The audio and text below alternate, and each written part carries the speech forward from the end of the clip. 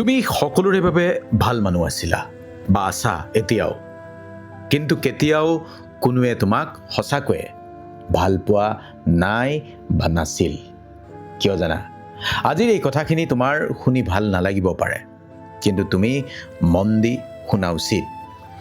তুমি বহুত বেছি ভাল হোৱাটো নিজৰ কাৰণে তোমাৰ মুঠেই ভাল নহয়। শুনিছা চাগে কথাষাৰ। আজি কিয় এইটো সত্য সেইটোকে তোমাক ক'ব খুজিছোঁ। মানুহে তোমাক ভাল নাপায় দেই। মানুহে কেৱল তোমাক ব্যৱহাৰ কৰে, ইউজ কৰে।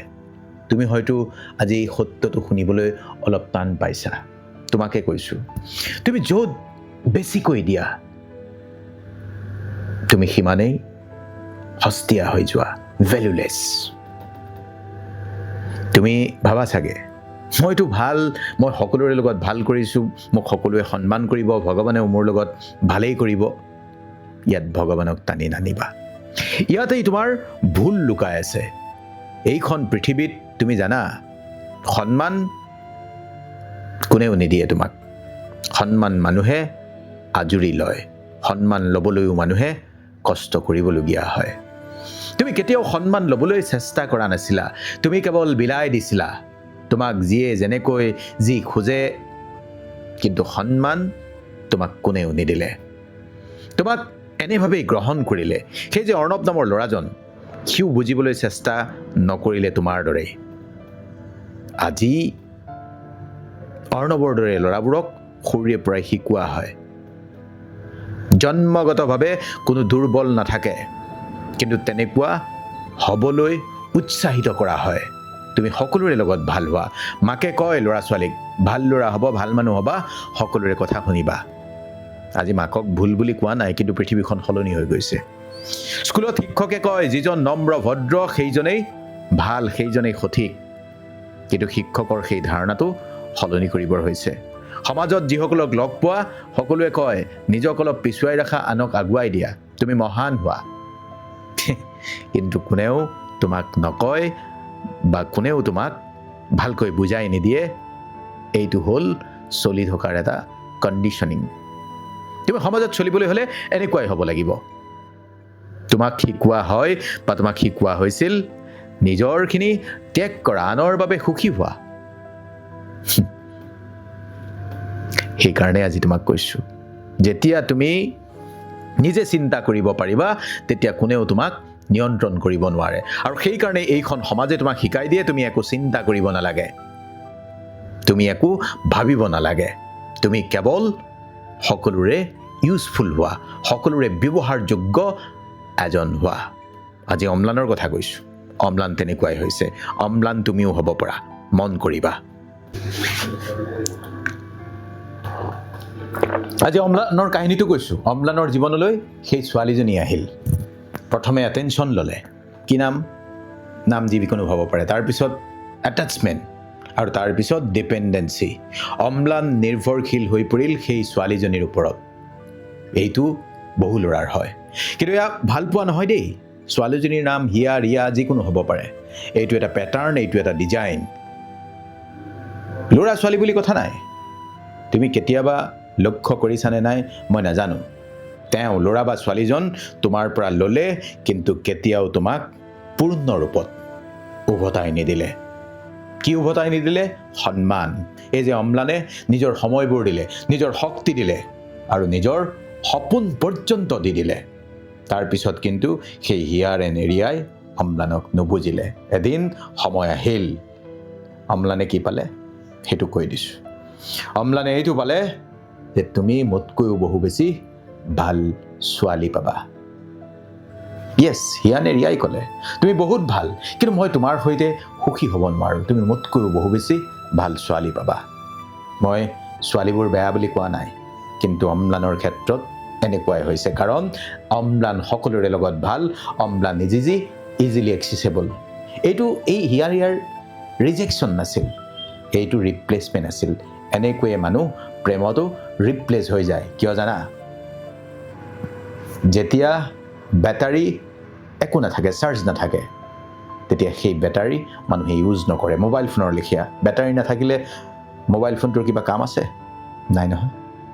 এইটো বিট্ৰেল বুলি মই নকওঁ, কিন্তু অম্লানে ভাবি আছিল কিয় মোৰ লগত এনেকুৱা হ'ল? মানুহে মোক কিয় এনেকৈ এৰি থৈ যায়?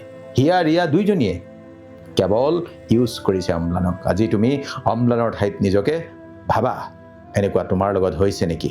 কেৱল তুমি সুযোগ দিছা, তুমি নিজেই নিজক সম্পূৰ্ণৰূপে এৰি দিছা। তোমাক মানুহে হিয়া ৰিয়া যিকোনোজনে ব্যৱহাৰ কৰিছে। আৰু তুমি যদি ছোৱালী এই মুহূৰ্তত চাই আছা, তোমাকো অম্লানৰ নিচিনা কোনোবাই কেৱল ইউজ কৰিছে। তুমি কাকো ন' ক'ব নোৱাৰা, তুমি সকলোকে য়েছ কৈ দিয়া। তোমাৰ ভুল ক'ত? আচল সত্যটো কি জানা? যেতিয়া আমি মানুহে নিজক বাছনি কৰিব লাগে, তেতিয়া আমি আনক বাছনি কৰোঁ। এই যে অম্লানে সেই ভুলটোৱে কৰি পেলালে। যেতিয়া নিজৰ কথা ভাবিব লাগিছিল, যেতিয়া নিজৰ সপোনৰ কথা ভাবিব লাগিছিল, সেইটো নাভাবিলে। নিজৰ প্ৰতি দায়িত্ববোধ নহয় এইটো। নিজৰ প্ৰতি যেতিয়া ভাল পোৱা নাথাকে, এইটো নিজকে নিজে কৰা প্ৰবঞ্চনা, আত্মপ্ৰবঞ্চনা, সেলফ বিট্ৰেল। তুমি যদি আনৰ বাবে জীয়াই আছা বা জীয়াই আছিলা, তুমি কেতিয়াও নিজৰ বাবে জীয়াই থাকিব পৰা নাই, জীয়াই নাছিলা। সেই কথাটোকে আজি স্পষ্টকৈ বুজি লোৱা। তুমি সকলোৰে বাবে ভাল হোৱাটো তোমাৰ নিজৰ বাবে কিমান ক্ষতিকাৰক আজি উপলব্ধি কৰা। এই যে অম্লানৰ কাহিনীটো ক'লো, অম্লান তুমিও। অম্লান তেতিয়া কি কৰিব? অম্লানে এনেকৈয়ে কথাবোৰ ভাবি ভাবি এটা সময়ত এটা সিদ্ধান্ত ল'লে। এজন বয়োজ্যেষ্ঠ লোক, যাৰ অভিজ্ঞতা আছে পৃথিৱীৰ, তেওঁৰ কাষ চাপি ক'লে, মই ইমান দুখী কিয়? মই ইমান ভাল, মই সকলোকে সহায় কৰোঁ, তথাপি মোৰ জীৱনত এনেকুৱা কিয় হৈছে? মইতো ভালেই আছিলোঁ, তথাপি মানুহে মোক বাৰে বাৰে কিয় এৰি থৈ যায়? তেতিয়া সেই বৃদ্ধ লোকজনে অলপ হাঁহিলে আৰু কঠোৰভাৱে ক'লে, এয়াই তোমাৰ অধৰ্ম। ভগৱান শ্ৰীকৃষ্ণই কৈছে, স্বধৰ্মে নিধনম শ্ৰেয় পৰধৰ্ম ভয়াৱহ। নিজৰ কৰ্তব্য এৰি আনৰ বাবে জীয়াই থকা এইটোৱেই হৈছে মোহ, যি মোহত পৰি মানুহে জীৱন হেৰুৱায়। তুমি তোমাৰ কৰ্তব্য কি আছিল জানা? লোকজনে সুধিছে অম্লানক। তোমাৰ কৰ্তব্য আছিল নিজকে সন্মান কৰা। তোমাৰ কৰ্তব্য আছিল নিজৰ দায়িত্ব পালন কৰা। তুমি কি কৰিলা? নিজকে বিলীন কৰি দিলা, নিজকে বিক্ৰী কৰি দিলা আনৰ মাত্ৰ এটা স্বীকৃতিৰ বাবে। অমুক ল'ৰাজন ভাল হয়, কিন্তু দৰাচলতে এইটোৱেই তোমাক কি কৰিলে? এইটোৱেই তোমাক শেষ কৰি দিলে। তুমি অকলশৰীয়া হৈ পৰিলা। আজি যেতিয়া সহায় কৰিব নোৱাৰা হ'লা, আজি যেতিয়া মানুহৰ কামত আহিব নোৱাৰা হ'লা, তোমাক মানুহে ইগনৰ কৰিবলৈ ল'লে। আৰু দুটাই পথ এতিয়া তোমাৰ সন্মুখত। যিভাৱে আছে তেনেভাৱে তুমি থাকি যোৱা, নহ'লে নিজৰ জীৱন সলাবলৈ, তুমি নিজৰ জীৱন ঘূৰাই পাবলৈ কৰ্ম কৰ্তব্য পালন কৰা। কোৱা, কি কৰিবা? প্ৰথমবাৰৰ বাবে অম্লানে নিজকে নিজে ক'লে, নাই, নহ'ব। তুমি যদি আজি এনেকৈ অম্লানৰ দৰে আছা, নাই, নহ'ব, সৰু শব্দ, কিন্তু শক্তি কিমান জানানে? ইয়াত সীমা আছে, ইয়াত ভয় আছে, ইয়াত আছে আত্মসন্মান বোধ। যদি অম্লানৰ দৰে তুমি ভাগৰি পৰিব খোজা নাই ভাল মানুহ হৈ, যদি অম্লানৰ দৰে ভাল মানুহ হৈ তুমি জীৱনটো শেষ কৰি দিব খোজা নাই, এই পৃথিৱীত ভাল মানুহ আছে, কিন্তু ভাল মানুহ হ'লেও সচেতন আৰু সীমা থকা মানুহ। বাউণ্ডেৰী লাগিব জীৱনত। যেতিয়াই জীৱনত এটা বাউণ্ডেৰী থাকিব, মই অমুকলৈহে যাম, তাতকৈ আগলৈ মই নাযাওঁ, তুমি কেতিয়াও বাউণ্ডেৰী নাথাকিলে ভাল মানুহ হ'ব নোৱাৰা। তুমি ভাল মানুহ নাছিলা, তুমি কেৱল প্ৰশংসাৰ পিছত দৌৰিছিলা, তুমি কেৱল ব্যৱহাৰযোগ্য এটা উপাদান আছিলা কাৰোবাৰ জীৱনত, হিয়া ৰিয়া, তোমাৰ বন্ধুবৰ্গ, যিকোনো যাৰ এটাৰ লগত। এতিয়া নিজকে সহজ যদি কৰি নোতোলা, নিজকে সহজলভ্য কৰাটো যদি বন্ধ নকৰা, নিজক যদি ভেলু নিদিয়া, নিজৰ মূল্য যদি নিজে নুবুজা, তেনেহ'লে তোমাৰ এই ভাল মানুহ হোৱাটোৱে তোমাৰ বাবে কাল হৈ পৰিব।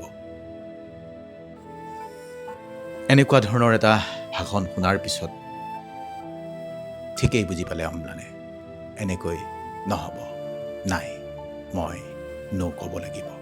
সকলোৱে মোক ব্যৱহাৰ কৰিব নোৱাৰিব, সকলোৰে বাবে মই ভাল হোৱাটো মোৰ নিজৰ কাৰণে যে ভাল নহয়, অম্লানে ঠিক ভালদৰে বুজি পালে। আপুনিও বুজক, আপুনি ভাল হওক, কিন্তু সচেতন আৰু এটা বাউণ্ডেৰী ৰাখক। আপোনাক কোনোবাই ব্যৱহাৰ কৰিছে নেকি? আপুনি ভাল হোৱাটোৰ কোনোবাই সুযোগ লৈছে নেকি? আপোনাক বাৰে বাৰে ইউজ কৰা হৈছে নেকি? কথাবোৰ ভাবিব। আমাৰ গীতা ভাগৱতে এনেই কৈ যোৱা নাই, নিজৰ দায়িত্ব কৰ্তব্য পালনৰ মাজতো আত্মসন্মান বোধ ধৰি ৰাখিব লাগিব। আজি ভিডিঅ'টো কেনেকুৱা লাগিল জনাবলৈ নাপাহৰিবা। ভালে থাকিবা আৰু কমেণ্টত ওম কৃষ্ণায় বাসুদেৱায় নমঃ লিখিবা। ভিডিঅ'টো কাৰোবালৈ পঠিয়াই দিবা যাতে সি বা তাই ইউজ হৈ নাথাকে। ইমান বেছি ভাল মানুহ নহয় যে ভাল মানুহ হোৱাটোৱে নিজৰ বাবে কাল হৈ পৰে। নমস্কাৰ।